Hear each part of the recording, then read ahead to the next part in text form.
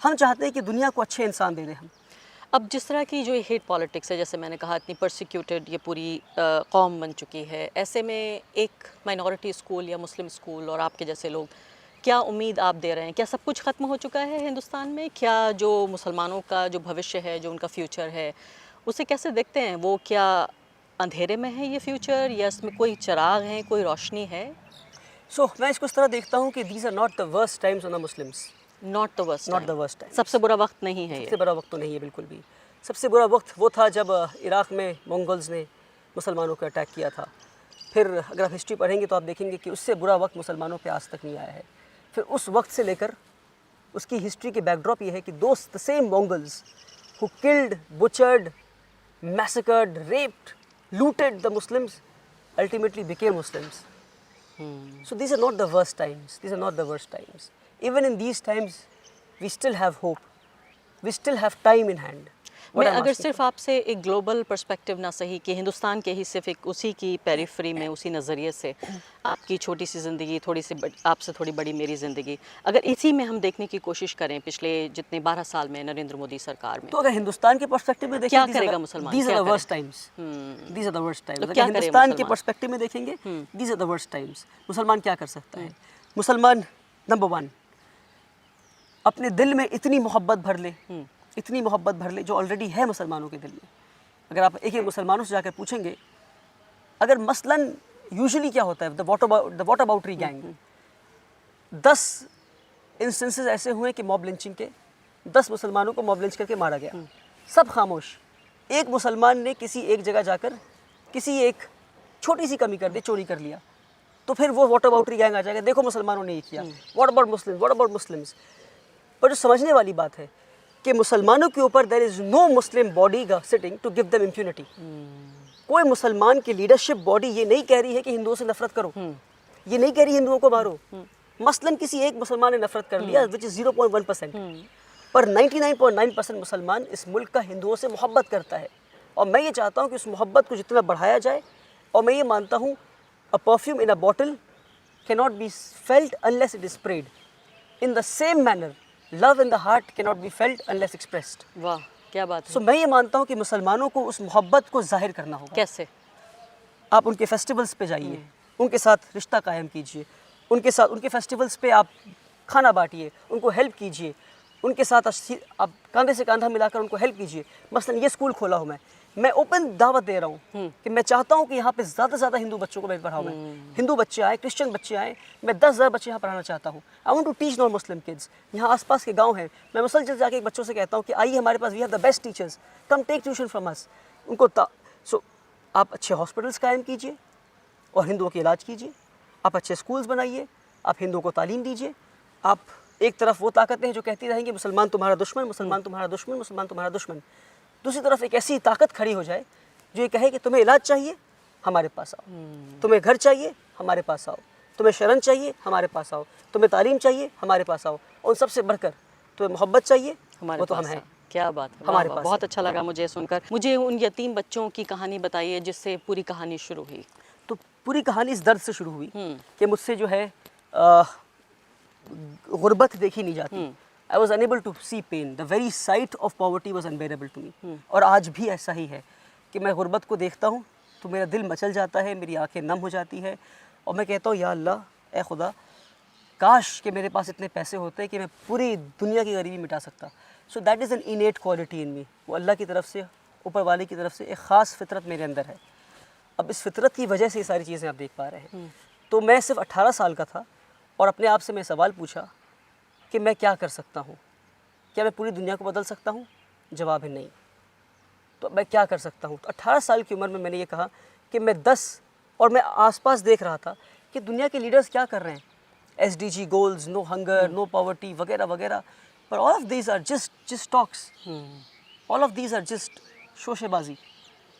In all of these talks where is action? तो मुझे लगा कि कम से कम मैं ये कर सकता हूँ, जब लीडर्स नहीं हैं तो 10 लीडर्स बनाए जाएँ।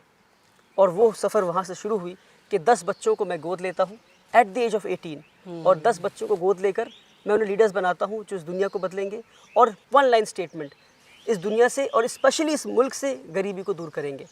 10 बच्चों को गोद लिया आपने जी। और गोद लेने का मतलब क्या हुआ? आपके साथ वो रहने लगे या हाँ। आप उनका खर्च उठाने लगे? जी, तो बेसिकली एक 1200 स्क्वायर फीट का अपार्टमेंट है, कलकत्ते में एक स्लम है तोपसिया। उस स्लम एरिया में एक 1200 स्क्वायर फीट के अपार्टमेंट को रेंट पे लिया मैं। कुछ पैसे इकट्ठे किए अपनी अम्मी से, अपने अब्बा से, अपने दोस्तों से और कुछ जानने वालों से, और उस 1200 स्क्वायर फीट के अपार्टमेंट में 3 यतीम अनाथ ऑर्फन बच्चों को लेकर उम्मीद होम शुरू किया मैं, रख कर उन्हें उम्मीद होम। एंड दैट उम्मीद home in the last 8 years has become उम्मीद ग्लोबल स्कूल। तो एक लंबा सफ़र तय किया। वो 3 बच्चे आज 700 बच्चे हो गए। So it's a long journey. If you want I can narrate the story कि how and I was only 18 बच्चे then। 700 बच्चे हो गए। आज 700 बच्चे हैं अल्हम्दुलिल्लाह। और मुझे फिर मैं स्कूल की कहानी अब जान लेती हूँ आपसे। फिर मैं आपसे थोड़ा आज के हालात पे भी चर्चा करूँगी कि जी। ये भी आपसे जानूंगी कि स्कूल का मकसद क्या है। कि आप ये कह रहे थे कि अभी जब हमारी बातचीत हो रही थी वो कैंपेन मुझे भी याद था आपका। जी। तो स्कूल आपने ये 2018 में सेटअप कर लिया था, उम्मीद ग्लोबल स्कूल। नहीं, स्कूल 2018 में नहीं था, इट वाज उम्मीद होम। होम था, अच्छा। और छोटा सा एक घर था, फ्लैट ठीक है, था। ठीक है। और 10 बच्चों को मुझे वहाँ पढ़ाना था। और मेरा सपना ये था, मैं ये कहता था I want to be a father of 10 orphan kids before I turn 20। And by the time I turned 20, 10 orphan kids were calling me Abba ji. Today there are more than 50 orphan kids who call me Abba ji and almost all the students in the school who call me Abba ji. और उसके बाद आपने 2 साल पहले यानी कि 2022 में 23 में 2023 15 सितंबर 2023 23 में आपने एक कैंपेन चलाया। जी। और वो कैंपेन था कि आप 10 करोड़ रुपए जमा करना चाहते थे For the school. कैसे फॉर द स्कूल। कैसे हुआ ये कैंपेन? So basically जब मैं ये कैंपेन लॉन्च किया उस वक्त I already had roughly 1 million followers on Facebook and YouTube पे लगभग 7 लाख 6 लाख फॉलोअर्स थे। तो मुझे लगता था कि the community listens to me और मुसलमान मेरी बात सुनेंगे। और क्योंकि मुसलमानों के लिए मोस्टली माइनॉरिटी स्कूल स्टैब्लिश कर रहा हूँ मैं, और क्योंकि मुसलमानों में तालीम नहीं है and there are several reasons behind it and I can give you datas after datas to tell you कि किस तरह हम तालीम में पीछे हैं, किस तरह सिस्टमैटिकली हमें डिनाई किया गया है, सिस्टमैटिकली हमें पीछे रखा गया है पिछले 70 सालों में। And I mean these datas are gonna blow my mind off. ऐसी डेटा है जो आपको समझ में आएगा कि भाई हमारी गलती नहीं है सिर्फ। तो बताइए कुछ, हमें कम से रखा कम गया है। दो चार बातें तो बताइए। मसलन पहले मैं आपको ये समझाता हूँ कि वेस्ट बंगाल जिस स्टेट में हम हैं, वेस्ट बंगाल में on an average her district में, हर जोन में जहाँ 10,000 की पॉपुलेशन है, हर 10,000 लोगों पर एवरेज 5 स्कूल है। अच्छा, ठीक है। हर 10,000 लोगों पर एवरेज 5 स्कूल है। अब वो जोन्स जो उन 10,000 में मुसलमान 50% से कम है, वहाँ 7 स्कूल्स हैं। जहाँ मुसलमान 50% से ज़्यादा हैं, वहाँ 3 स्कूल्स हैं। तो ये कैसे होता है? ये गवर्नमेंट स्कूल्स की बात कर रहा हूँ मैं। तो गवर्नमेंट अगर चाहकर ऐसा नहीं कर रहा है तो क्या कर रहा है? एक एग्जांपल मैं आपको बताया कि सिस्टमैटिकली किस तरह से ऑन एवरी स्टेट। और वली मुझे तो हैरानी ये हो रही है कि ये तो कोई यहाँ भाजपा भी नहीं है, यहाँ तो कोई मोदी नहीं है, तो दाखिल नहीं हुए कभी मोदी। पहले तथाकथित रूप से मुसलमानों के बड़े हमदर्दी रखने वाले वाम दलों की सरकार हुआ करती थी 30-35 साल। ममता बनर्जी हैं, उसके अलावा 15 साल, उससे पहले कांग्रेस भी हुआ करती थी। तो यहाँ तो कभी अगर हम मान लें इल्ज़ाम भी देना चाहें तो यहाँ तो हमेशा सेक्युलर पार्टियाँ रही हैं। सेक्युलर पार्टी मुसलमानों को हमेशा से वोट के लिए इस्तेमाल करती हुई आई है, और ये बात आप मान लीजिए। ऐसा नहीं कि सेक्युलर पार्टी चाहती है कि मुसलमान अच्छे हो जाएं। सेक्युलर पार्टी चाहती है कि मुसलमान उन्हें वोट देते रहें और मुसलमानों को जो एक मेयर बेयर मिनिमम एक्सपेक्टेशन, बल्कि जो ड्यूटी है गवर्नमेंट की, एक वेलफेयर स्टेट की, कि मुसलमानों को प्रोटेक्शन देना, माइनॉरिटीज़ को प्रोटेक्शन देना। तो प्रोटेक्शन देना कोई बहुत बड़ा एहसान नहीं है एक मुल्क में। तो उसको उन्होंने समझा कि बस हम बीजेपी नहीं हैं, मतलब हम at least we not behaving like BJP. यानी कि आप नमाज रोज़ा पढ़ते रहिए, बस उसमें हमें कोई दिक्कत नहीं है। बाकी आपको तालीम नहीं देंगे, नौकरी नहीं देंगे, सर पे छत नहीं होगी, आपको ये सब मांगने की जरूरत नहीं है, आपको जीने देंगे। आप बीफ खाते रहिए, खुश रहिए। और जीने देंगे आपको, और खुश रहिए। वो भी हर स्टेट में नहीं, हर स्टेट में, वो भी हर स्टेट वेस्ट बंगाल में आप खा अगर वेस्ट बंगाल कैसा हाल है तो उन स्टेट्स में जहाँ बीजेपी है वहाँ पे कैसा हाल होगा आप सोच सकते हैं। वहाँ पे कैसा हाल होगा आप सोच सकते हैं। मुझे उस जादू के बारे में बताइए जो आपने 10 दिन के अंदर क्रिएट किया। कैसे फंड इकट्ठा हुआ? पता नहीं इसको जादू कह सकते हैं कि नहीं, जादू तो नहीं था, मगर इसके पीछे रीज़न पहले बताना चाहता हूँ। बैकड्रॉप क्या था। तो ये ज़मीन मैं ख़रीदने आया, जिस ज़मीन पे आप खड़े हैं, लगभग एक 3 एकड़ ज़मीन है ये। इस ज़मीन पर आया, इस ज़मीन की जो ओनर्स थे उनसे मैं ज़मीन ख़रीदना चाहता था। लगभग 1.5 करोड़ की ज़मीन थी and they denied to sell the land to me and I became furious. I said कि शहर से इतनी दूर आपने मुझे बुलाया ये कहने के लिए कि we don't want to sell the land to you, Then they started laughing and they kept their hand, one of the person kept his hand on my shoulder and said कि we want to gift this land to you. अच्छा तो ये ज़मीन जो मुझे 1.5 करोड़ की ज़मीन थी, ये मुझे गिफ्ट में मिल गया अल्हम्दुलिल्लाह। अच्छा तो उसके बाद आई थॉट कि ज़मीन तो मिल गई है, हाँ। पैसे आराम से आ जाएंगे। मुसलमानों के पास ऐसे ही स्कूल नहीं है, हाँ। इतने सारे रिच लोग भी हैं, थोड़े बहुत, इतने सारे भी नहीं, बहुत थोड़े बहुत रिच लोग हैं। तो मैंने कहा कि इनके पास जाऊँगा, कुछ तो हैं, कुछ तो हैं। 100, 200, 500, 1000 बिल्कुल, तो लोग हैं। बिल्कुल, हाँ। बिल्कुल 1% हाँ। मुसलमानों में रिच है। तो मुझे लगा कि उनके पास जब मैं जाऊँगा स्कूल का प्रपोजल लेकर, they will come forward and they will embrace me and they will say कितने पैसे चाहिए बताओ, take all the money that you need and build a world class school. But it didn't happen that way, unfortunately. Yeah, I was running from pillar to post. And ऐसे भी मौके आए कि मुझे लोगों के बुटीक के बाहर, मसलन किसी के आप घर जाते हैं तो लोग आपको भगा देते हैं, समझ में आता है। But boutique has an open access. I was not given entry into the boutique. I was made to stand outside the boutique for more than 45 minutes and return with us without a single penny in my hand, which I had gone for donation for the school. मैं लोगों के offices के बाहर, लोगों के घरों के बाहर, लोगों के फैक्ट्रीज़ के बाहर, रोडों पर, मस्जिदों के बाहर मैं लिटरली भीख मांगे स्कूल के लिए। 1 साल, 1.5 साल, जब कुछ पैसे इकट्ठे नहीं हो पाए, फाइनली एक दिन इस ज़मीन पे खड़े होकर मैंने कहा कि अब मैं चाहता हूँ इस मुल्क के 10 लाख गरीब मुसलमान मुझे 100 रुपये दे दे ताकि मैं स्कूल बना लूँ। वो दर्द थी जिसकी वजह से ऐसा हुआ कि 10 दिन में 10 लाख से ज़्यादा लोगों ने मुझे 100 रुपये दिए और 10 करोड़ रुपये आ गए हमारे वाह वाह वाह, वाकई मतलब इसमें बाकायदा ताली बजाने का मैं सोचती हूँ, मेरे दर्शक भी इसमें ताली बजाएं वाकई कि एक आदमी की हिम्मत, एक आदमी का हौसला। अक्सर जब हम सोचते हैं और उम्मीद हार जाते हैं कि एक आदमी क्या कर सकता है, ये वही एक आदमी है जिसने 10 करोड़ लोगों से 10 नहीं कितने 1 करोड़ लोगों से 10 लाख लोगों 10 लाख लोगों से 100 रुपये लिया। सिर्फ 100 रुपये, आपके 100 रुपये देने से आप ये देखिए कि ये पूरी जो बिल्डिंग, ये इमारत खड़ी हुई है जिसको फिज़िकल फॉर्म में आप बाकायदा देख सकते हैं, उम्मीद ग्लोबल स्कूल बड़ा बड़ा लिखा हुआ है। और यहाँ पर बच्चों से भी हमने बातचीत की, बहुत शानदार बात है ये मुझे, क्योंकि अक्सर मैंने जब ये नया चैनल जी श्योर एक रात तो मसलन जब 1.5 साल तक I was running from pillar to post, जब अमीर मुसलमानों ने, बड़े लोगों ने, लॉयर्स, डॉक्टर्स ने मुझे धुतकार के भगा दिया, कहा बच्चे हो जाओ, पढ़ाई करो, ये करो, वो करो, डांट कर भगा दिया। Every time I was humiliated, मेरी बेइज्जती होती किसी के दरवाजे के बाहर। नॉट दैट मैं खुद I was going to ask money for myself, ऐसा नहीं था। I wanted to ask for the community, I wanted to ask for the poor community. तो जब ऐसा होता था तो मैं अक्सर ऊपर देखता आसमान की तरफ और कहता अल्लाह तू देख रहा है ना। अक्सर हर मौके पे मैं ऐसा ऊपर देखता, पता नहीं ऊपर क्यों देखता मैं, ये फितरतन ऐसा होता कि ऊपर देखता मैं कहता अल्लाह तू देख रहा है ना कि what I am going through, कि how people are treating me, Allah तू देख रहा है ना। तो जिस दिन 10 दिन पे 10 करोड़ आ गए, मैं इसको इस तरह कहता हूँ कि अल्लाह का जवाब था मेरे लिए कि हाँ मैं देख रहा हूँ, हाँ मैं देख रहा था। सो लोग देखते 10 दिन में 10 करोड़ आए, लोग ये नहीं देखते कि एक 18 साल, 19 साल, 20 साल, 4 साल, 5 साल तक उस उम्र से मैं कैसे भागा हूँ, from door to door, from pillar to pillar, from office, मस्जिदों के बाहर, लोगों के ऑफिस के बाहर, बुटीक्स के बाहर, शोरूम्स के बाहर, 100 रुपये दे दीजिए, 500 दे दीजिए, 2000 दे दीजिए, एंड देन लोग 10 करोड़ देख रहे हैं। लोग नहीं देख रहे 500 रुपीज़ के लिए 1 घंटा खड़ा हुआ हूँ मैं, ठीक है। तो खुदा देखता भी है और खुदा फिर बदल देता भी है। और वो जो 100 रुपये देने वाले लोग थे वो कौन लोग थे, कैसे लोग थे, तो और क्या आसान था 100 रुपये ले लेना किसी से? आसान तो नहीं बल्कि ज़्यादा बड़ी जिम्मेदारी है। अगर एक इंसान मुझे 10 करोड़ रुपए दे दे तो एक इंसान को जवाबदेह है मुझे।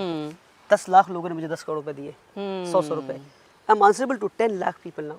और ऐसा भी हुआ 10 करोड़ जब वो रेज हो गए थे, मैं रोड पे चल रहा हूँ और एक रिक्शा वाला रिक्शा पुल कर रहा है, उसने कहा अरे वली भाई मैंने भी 100 रुपये दिए। 100 रुपये दिए, वाह वाह वाह। फिर एक मेरे दोस्त हैं आदिल अजीज सिद्दीकी, औरंगाबाद के, वो औरंगाबाद से यहाँ हमारे स्कूल आए, तो आते ही पहले मुझसे उन्होंने हाथ मिलाया और फिर कहा पहले अपने 100 रुपये ले लीजिए।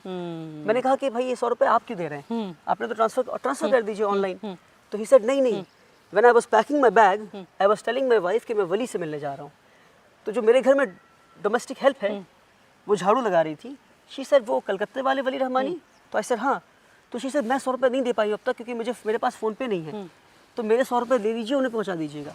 And I got so emotional कि औरंगाबाद में एक घर में झाड़ू देने वाली औरत ने मेरी वीडियो को देखा और उन्होंने जब सुना कि वो मेरे दोस्त कलकत्ता आ रहे हैं तो उन्हें 100 रुपये दिया, कहा कि मेरा 100 रुपये पहुँचा दीजिए।